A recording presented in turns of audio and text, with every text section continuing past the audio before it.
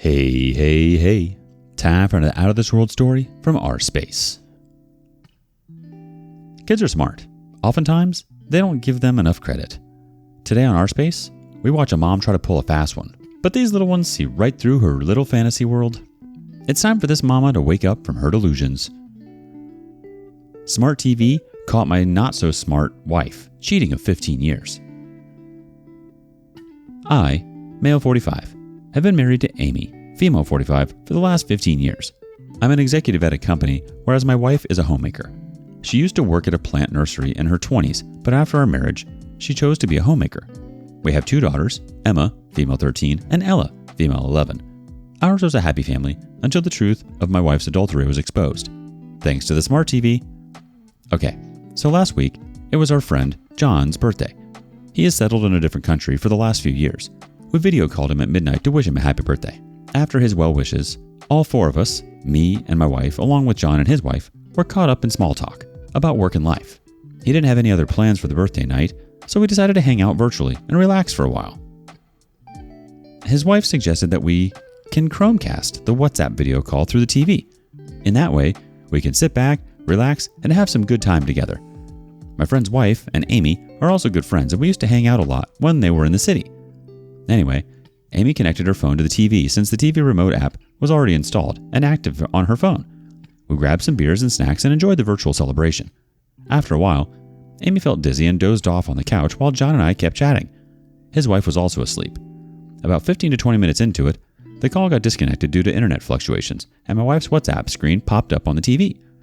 I was just about to call back John when I noticed some 10+ unread messages from someone named Lifeline with a heart. I was a bit surprised because it was not me. Curiosity got the better of me, and I clicked on the profile picture and found that it was her childhood friend, Matt. I've met him like a zillion times after my marriage because my wife was close to him. They were neighbors and school friends. She once told me that everyone around them in the neighborhood, as well as in the school, thought that they were either dating or would eventually date each other. However, that never happened. According to my wife, she didn't see him as a romantic partner. Besides, Matt was not interested in women. As of the current status, Matt was single. I wasn't that troubled in seeing my wife's lifeline because she told me that he wasn't interested in women. However, just then another message popped up from the chat head. "Baby, I miss you." It triggered me to dig into the matter. I hesitantly opened Matt's chat conversation. I found that my wife was chatting with him all this while, through her phone when we were connected on the video chat. Sadly for him, she unexpectedly dozed off without giving him a goodnight kiss, and that's why he was blowing up her WhatsApp. After he got the blue tick on his messages came to like, "Why ain't you replying? Is everything okay? I can't sleep without your goodnight kiss. I can't get over after today's session. OMG, you were so good today." This cannot be a conversation between good friends. By then, I was certain that their relationship was beyond friendship. I scrolled up the chat to find that they sexted almost every night. OMG, what murky conversations they had. While my wife slept peacefully on the couch, I went through all the filth she had with her lover friend. The chats had occasionally flashes of X-rated photos and nudes in between, which gave shivers down my spine. I was numb, yet I wanted to know everything which happened between them. I didn't know how to take screenshots of the conversations on the TV, so I used my phone to click the pictures of the TV screen. After taking 4 to 5 pictures, I was done. I didn't care about gathering the evidence. I wanted to know how and why.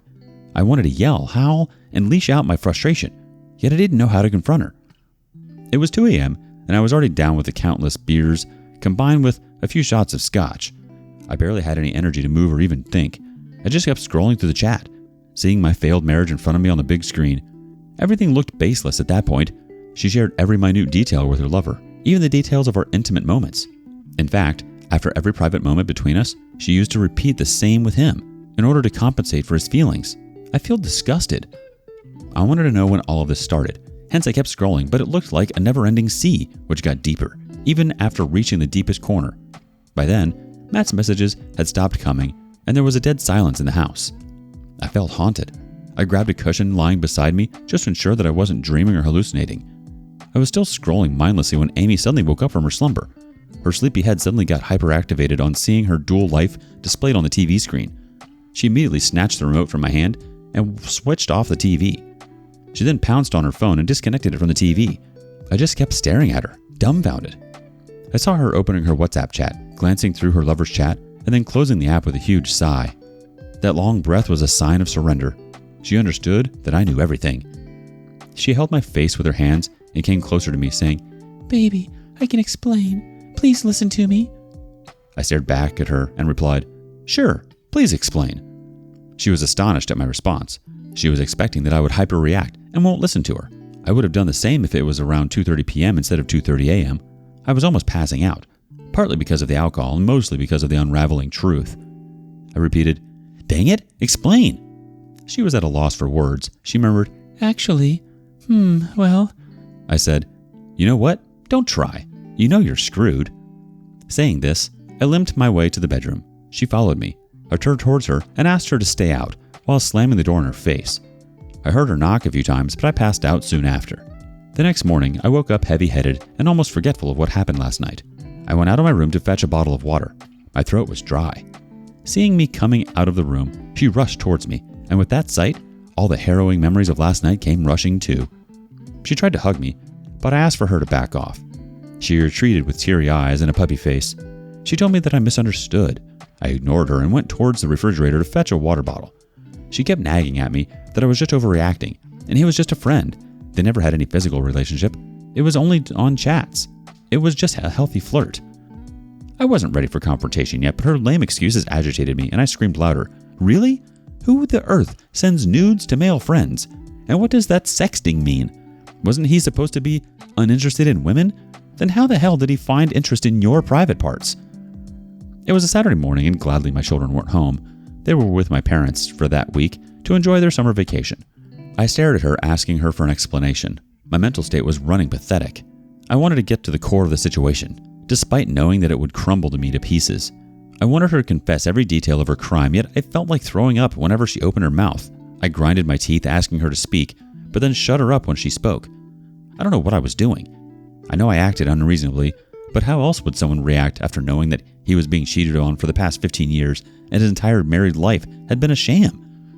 I gulped the entire bottle of water at one go and then asked her to confess everything from the start, or else I'll thrash a dual-faced lover black and blue. This time, instead of covering up or pleading, she revealed the truth. She confessed that she and Matt were always lovers. They got into a physical relationship in high school, and since then, they continued with it. However, Matt was a lazy bum and made it straight to Amy that he can't afford to provide for her. To give a little context about Matt, he's a school dropout who has never earned a penny on his own. His parents had acquired a few decent properties in the suburbs whose rental yield is keeping his expenses afloat. However, that is not sufficient to pay for two people. I met his parents a couple of times during my visit to Amy's house. They were concerned about Matt's laziness and requested Amy to advise him on taking up a job or starting a business. Everyone except Matt was bothered about his future. Anyways, back on track. Amy confessed that she did break ties with Matt many times due to his commitment issues. However, he was always successful in winning her back. Apparently, Matt never had any issues with Amy dating other men, although he never dated anyone but Amy. She had a couple of boyfriends before we started dating, so this sounded true to me, although amazing. What kind of lover does that? I know. Maybe a lazy one. I asked her that if they're that close, why didn't she marry him? She said that Matt would have never been able to provide a good lifestyle for her. Besides, Amy too never had a stable job, nor was ever aspirational about her career that she could be the breadwinner of the house. So she chose to be a freeloader and lead a dual life. I asked her one last question if the girls were mine or Matt's. She swore that they were mine. I wasn't convinced and still doubted her. She offered to get a DNA test if I wasn't convinced. She said that she couldn't risk having the children with Matt because she was scared that if her truth was uncovered and I abandoned the children, she was sure that Matt wouldn't be able to raise them, even if he wanted to. I don't know if I should be relieved to know that at least the children were mine. I asked her to leave the house or else I would reveal her truth to everyone, even to the girls. They might be young, but smart enough to grasp the truth. She begged me not to disclose this to our daughters, saying that they would hate her and disrespect her. I refilled the bottle of water, grabbed a few beer bottles, and went inside my room and locked it. I sat in front of my laptop and stared at the screen for more than an hour. I didn't know what to do next, or whom should I talk to. The truth was killing me from the inside. I felt suffocated. After emptying the bottles of beer, I went out of my room, grabbed my car keys, and drove to my in-laws' place, which was 30 minutes away. My mother-in-law answered the doorbell with a pleasant smile, but seeing my red face, she knew something was wrong. She called my father-in-law, who rushed from their bedroom and sat me down. I was sweating and palpitating with anxiety. I told him that I don't know any better way of confronting this while narrating everything. My throat got dry and my body temperature soared high as I revealed the ugly truth. Midway through this, we heard someone banging on the door. It was Amy. She stormed into the house and asked me to leave immediately. She said that this was our private matter and that we should deal with it and not involve her parents. The next few hours were a series of emotional rage and turmoil. I rebuked her for cheating on me for 15 years while she brushed it off as a mere casual relationship, which meant nothing to her. Gradually, she shifted the blame on me for manipulating her parents against her, and I defended myself. My in-laws sided with me and berated her. I was heavily headed by all this and drove back. I asked her not to return home, ever. I spent the entire weekend drinking, passing out in between, and refilling my stomach with alcohol. The next day was Monday. I went to work feeling groggy and exhausted. At the office, I Googled some divorce lawyers and booked an appointment with one. I came back home to find some of her belongings missing. I guess she came home when I was away, packed some of her stuff, and left. I didn't bother to check on her. She messaged me stating that she would be staying at a hotel to give me some time to cool off. Seriously? Did she think the matter was so trivial that I would just simply move on? She also sent me messages pleading for forgiveness and making promises about ending her relationship with her lover. It's been a week since that fateful day. Today is Friday again. The week moved too slowly for me. I guess the weekend would be slower. I have an appointment with the lawyer this Monday. I've been reading many Reddit stories to find a solution for my problem, but I guess mine is a complicated case. More than myself, I'm worried about my girls. How do I deal with them? How do I confront them? Should I even confront them at all? Any suggestions or advice is highly appreciated. Our first comment sounds like this. Hey, I can understand your pain. I went through a similar situation when I caught my wife with her so-called best friend. My daughter was 12 then, yet I decided to confront her, not in detail. I told her that her mom likes her friend more than me, and hence we should be living separately. She took it maturely. I got custody of my daughter as my wife was a bum. My daughter turned 18 this year, and eventually she uncovered all the truth from different sources. She appreciates me for not hiding it from her. Anyways, good luck. It's hard, I know. First off, I'm sorry your wife did you dirty. It's heartbreaking to hear that she admitted that this man has been her lover all along. It sounds like you were way too good for her, and she managed to really lock you down and have her own fantasy world, unbeknownst to you. Additionally, I think there's a lot of validation from the comment. Children appreciate when they are told the truth, although the truth is life-altering. I think it's better than them finding out later on and really resenting you and their mother for it. If you tell them the truth, they are able to process it in their own way. And I don't think counseling should be out of the question either. I think they can really benefit from it. Update 1. Thanks, folks, for the sound advice. Apologies for not updating you guys. However, I did connect with some of you over PM and comments. I know it's been 6 months since my first post, and let me tell you, it was no less than a bumpy ride. I met the lawyer on that Monday and shared my concerns regarding my daughters. The lawyer advised me to confront the children subtly about the separation and not delve into the details, as they might get into mental trauma. He also said that since my wife is jobless and seeing the nature of her affair, I have a good chance of getting custody. On the same day, my parents called Amy to pick up the kids from their house. They were still unaware of the situation. She came home with the kids when I was lying drained on the couch after the stressful meeting with the lawyer. I avoided having any conversation in front of the children and was put up in my room. When she came inside the bedroom, I told her to confront the girls about her adultery. She started sobbing and begged me for forgiveness. She kept saying that the girls would hate her for this. I guess they should. She deserves to be hated. What else do you expect after cheating on your family for 15 years? The lawyer said that it would take a week or so to send the divorce papers to Amy. So, I had a week to straighten out things with the children, as well as with my parents. I told her that I'm divorcing her. She reacted as if this was something out of the blue. She said that the children would be traumatized from the divorce. I wondered whether her motherly feelings were buried all of these years. I asserted that my decision is final and gave her the ultimatum of a week to confront the girls in whichever way she liked, or else I would tell them the truth. I grabbed my pillows and dozed off on the bedroom couch. That entire week, I left the house early in the morning and came back late in the evening. As the weekend approached, she wailed and cried throughout the night, sometimes so hard that I would wake up. I did feel pity for her, but how could she do this for so many years? What was she thinking that she could never be caught? She would have gotten multiple opportunities to cut off her lover, yet she continued with him. Our private conversations, my insecurities, my deep, dark secrets, everything she left open in front of her lover. How could I forget all of those? On Friday evening, she told me that she had planned a way out to confront the girls the next day. I nodded. On Saturday, after our breakfast, she told the children that we have some news for them. She said that I have got to transfer to a different country, hence I would be moving out for a few years. I was dumbfounded while my daughter stared at me. I asked her sarcastically in front of the girls. This means I need to move out of the house, right? She rolled her eyes, sighing me to shut up. She said, well, in that case, if the house is too big for the three of us, we can shift to my parents' house and later we can find a smaller place. The girls were perplexed by all this. They were young, but not stupid to understand the game she was trying to play. My younger daughter told Amy that whatever she is saying is not making sense, while the elder one questioned us point blank. Are you guys getting divorced? I gave a stern look at Amy and urged her to speak the truth. She sighed and broke down. The girls looked at me for the answers. I told them that they were right about the divorce. I explained to them that we don't feel compatible with each other anymore. My elder daughter asserted that I might be having an affair, and that's the reason Amy was crying. She held her mother's hand and asked her if I was cheating on Amy. Instead of clearing the air, Amy just hugged her in anticipation. The girls gave me a disgusted look. I lost my mind at that manipulative woman. I was stunned to see how she turned the table around me. I told my daughters everything, how I found out, and what their mother was up to, of course filtering out the A+ content. Amy yelled at me for backing out on my words.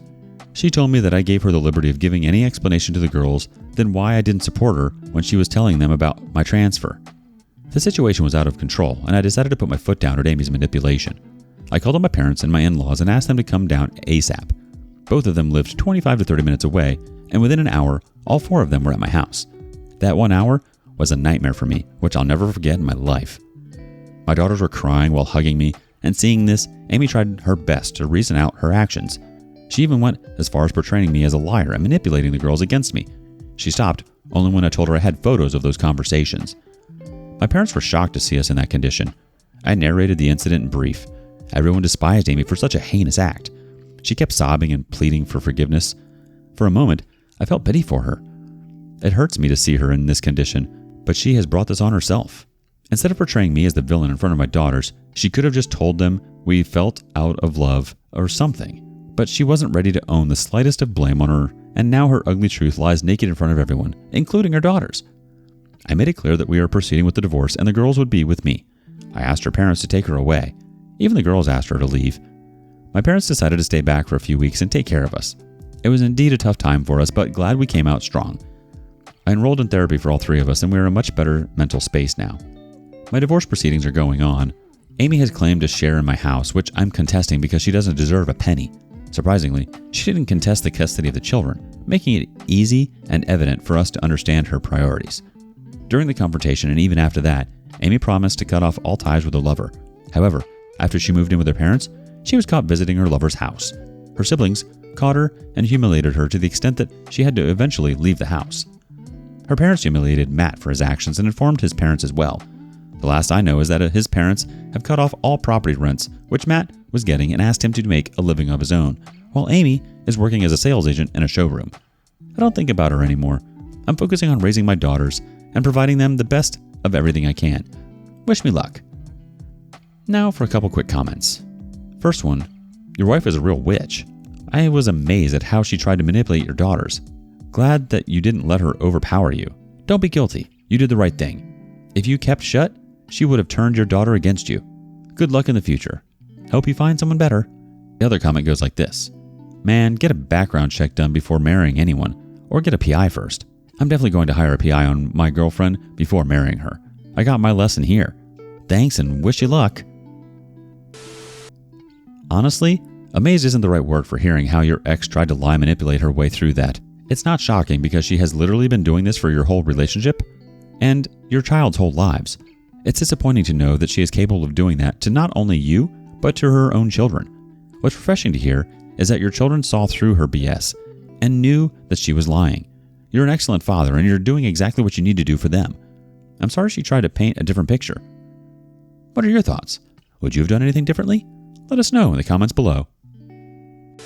And thank you for joining us today on rSpace. Be sure to like and subscribe and hit that notification bell so you don't miss out on our next video. We'd hate for you to miss out. Until next time.